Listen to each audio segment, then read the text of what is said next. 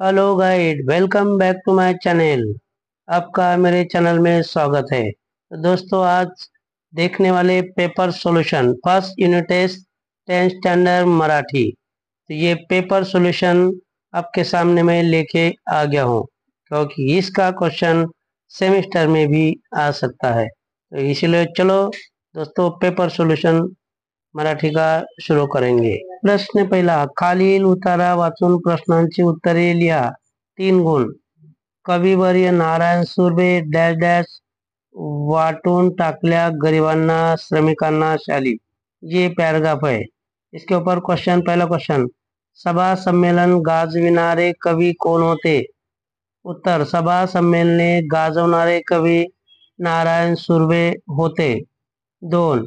2004च्या मराठी साहित्य संमेलनाचे अध्यक्ष कोण होते? 2004च्या मराठी साहित्य संमेलनाचे अध्यक्ष लेखक होते या तो राग जाधव, ये भी लिख सकते हैं। लेखक या राग जाधव होते। 3. प्रत्येक कार्यक्रमात नारायण सुर्वे यांना काय मिळत असे? उत्तर, प्रत्येक कार्यक्रमात नारायण सुर्वे यांना शाल व श्रीफळ मिळत होते। रिकाम्या जागा भरा।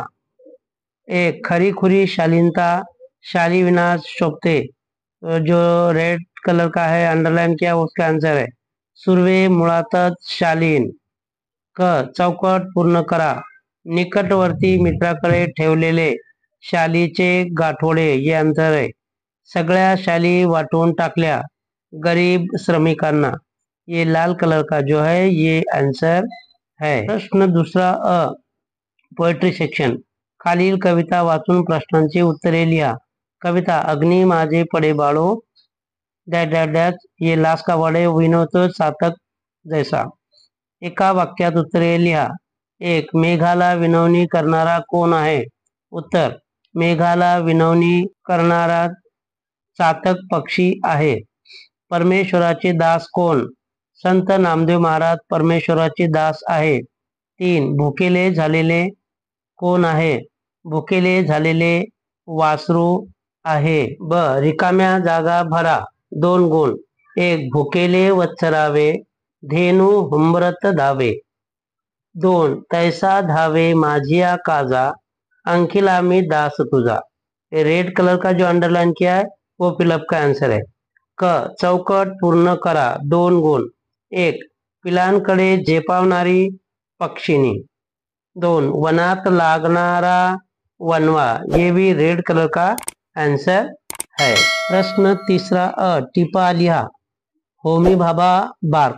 1. होमी भाभा, डॉक्टर होमी भाभा हे भारतातील प्रसिद्ध अणुशास्त्रज्ञ होते। त्यांनी भारतात अणुसंशोधनाचा पाया घातला, म्हणून त्यांचे नाव अणुसंशोधन केंद्राला दिले। BARC म्हणजे भाभा ॲटॉमिक रिसर्च सेंटर। लेखक जेव्हा ट्रेनिंग स्कूलला शिकत होता तेव्हा तिथे होमी भाभा 3-4 वेळा आले होते। मुलांनी विचारले, आम्हाला पुरेल इतके काम आहे का? तेव्हा बाबा म्हणाले, तुम्ही चिंता करू नका, तुम्ही सर्वजण संशोधन करा, काय काम करायचे ते तुम्ही ठरवा। बॉसने सांगितले तेवढेच काम करायचे, ही प्रवृत्ती चुकीची आहे। 2. बार्क, बार्क म्हणजे BARC म्हणजे भाभा ॲटॉमिक रिसर्च सेंटर चे लघुरूप आहे। बार्कला मराठीत भाभा अणुसंशोधन केंद्र म्हणतात। होमी भाभा भारतातील थोर अणुशास्त्रज्ञ होते। त्यांनी भारतात अणुसंशोधनाचा पाया घातला, म्हणून त्यांचे नाव अणुसंशोधनाला दिले। बार्क ही संस्था प्रचंड मोठी व नावाजलेली आहे। ही संस्था आजही निष्ठेने कार्य करत आहे। ब.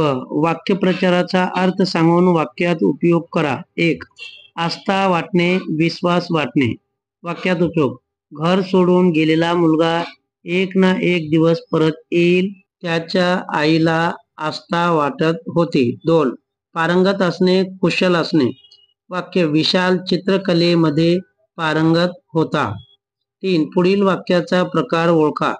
1. आहा हा, किती सुंदर दिखावा हा, उद्गारार्थी वाक्य। 2. मुलांनो शिस्तीत वागा, उत्तर आज्ञार्थी वाक्य।